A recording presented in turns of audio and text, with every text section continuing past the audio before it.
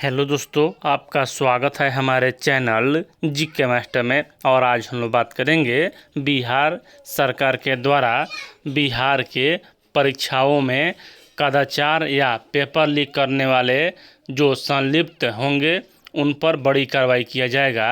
और यह अधिनियम, अधिसूचना और गजट बिहार सरकार के द्वारा प्रकाशित किया गया है। और बिहार सरकार का भी मानसून बजट सत्र चल रहा है और इसमें यहाँ इसकी मंजूरी दिया जाएगा। तो चलिए आपको पूरी अपडेट दिखाते हैं इसमें किस किस बातों का जिक्र किया गया है। चाहे शिक्षक भर्ती हो, चाहे दरोगा भर्ती हो, चाहे बिहार सिपाही भर्ती हो, किसी भी प्रकार के यहाँ पेपर लीक अगर होता है तो यहाँ 10 करोड़ फाइन और अन्य सभी प्रकार के यहाँ प्रतिबंध लगाए जाएंगे। देख लीजिए, यहाँ बिहार सरकार विधि विभाग बिहार लोक परीक्षा अनुचित साधन निवारण विधेयक 2024। और आगे यहाँ इसमें कहा जा रहा है कि कौन कौन से आयोग होंगे यह भी देख लीजिए। अनुसूची धारा 2 को देखें।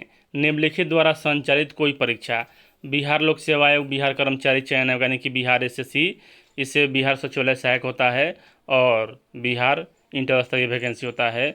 बिहार तकनीकी सेवा आयोग होता है, एएनएम जीएनएम का परीक्षा होता है। बिहार राज्य विश्वविद्यालय सेवा आयोग होता है। बिहार पुलिस और सेवा आयोग होता है। केंद्रीय चयन पर्षद सिपाही भर्ती होता है। अन्य कोई प्राधिकरण जो राज्य सरकार द्वारा अधिसूचित हो इसमें शामिल होंगे। किसी भी प्रकार का यहाँ पेपर लीक वर्जित होगा और कड़ी कार्रवाई किया जाएगा।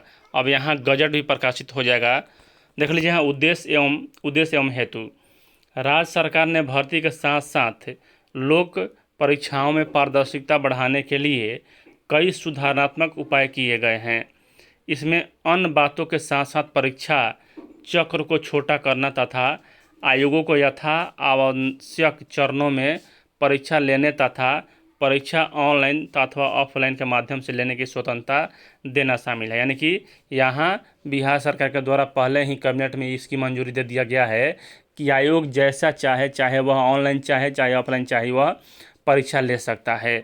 अब देखिए, 2 में कहा जा रहा है कि वर्तमान में राज्य सरकार और उसकी एजेंसी द्वारा लोक परीक्षाओं के संचालन में शामिल विभिन्न व्यक्तियों संस्थाओं द्वारा अपनाए जा रहे अनुचित साधनों या किए जा रहे अपराधों से संबंधित कोई विशिष्ट ठोस कानून नहीं है। देखिए, यहाँ इसके पहले कोई ठोस कानून नहीं था और इसलिए यह जरूरी है कि लोक परीक्षाओं में कदाचार करने वाले तत्वों की पहचान की जाए और एक व्यापक राज्य स्तरीय कानून उनसे प्रभावी ढंग से निपटा जाए।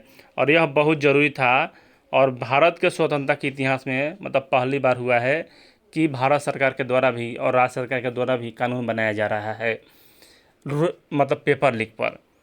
आगे कहा जा रहा है कि पेपर मतलब कि लोक परीक्षाओं में अनुचित साधनों या कारित अपराधों की रोकथाम को विनियमित करने के हेतु केंद्र सरकार द्वारा लोक परीक्षा अनुचित साधनों का निवारण अधिनियम 2024 अधिनियमित है तथा इसे राज्य में लागू करने हेतु मॉडल विधेयक प्रारूप भारत सरकार द्वारा प्रेषित है। तदनुसार बिहार लोक परीक्षा अनुचित एवं साधनों का निवारण विधेयक प्रस्तावित है। यानी कि यह प्रस्ताव किया गया है, जल्द ही यहाँ मतलब कि 2-4 दिनों में इसमें मतलब फाइनल कर दिया जाएगा।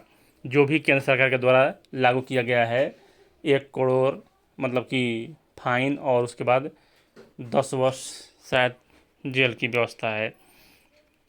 आगे कहा जा रहा है कि इस विधेयक का उद्देश्य लोक परीक्षा प्रणाली में अधिक पारदर्शिता, निष्पक्षता और विश्वसनीयता लाना है और उन व्यक्तियों, संगठनों, समूहों या संस्थानों को प्रभावी ढंग से और कानूनी रूप से रोकना है जो विभिन्न अनुचित तरीकों से में लिप्त हैं और मौद्रिक या गलत लाभ के लिए लोक परीक्षा प्रणाली पर प्रतिकूल प्रभाव डालते हैं। इससे राज्य सरकार को राज्य स्तरीय लोक परीक्षाओं के संचालन में बाधा डालने वाले आपराधिक तत्व को रोकने में सहायता मिलेगी।